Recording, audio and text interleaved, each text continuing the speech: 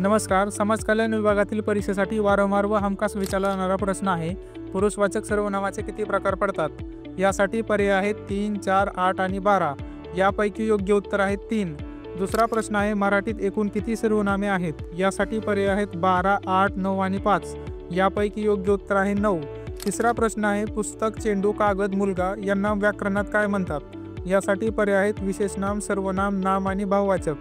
यापैकी योग्य उत्तर आहे नाम. चौथा प्रश्न आहे, खालीलपैकी विशेषनाम दर्शवणारा पर्याय कोणता आहे? यासाठी पर्याय आहे सचिवालय, कार्यालय, देवालय आणि हिमालय. यापैकी योग्य उत्तर आहे हिमालय. पाचवा प्रश्न आहे, तो हुशार मुलगा आहे. या वाक्यातील हुशार हा शब्द खालीलपैकी कोणत्या प्रकारचा आहे? यासाठी पर्याय आहेत क्रियाविशेषण, विशेषण, नाम आणि क्रियापद. यापैकी योग्य उत्तर आहे विशेषण. शेवटचा प्रश्न आहे, कर या शब्दाचे सामान्य रूप कोणते आहे? यासाठी पर्याय आहेत करत, करतो, करावा आणि करणे. यापैकी योग्य उत्तर काय असेल कमेंट करून नक्की सांगा. धन्यवाद.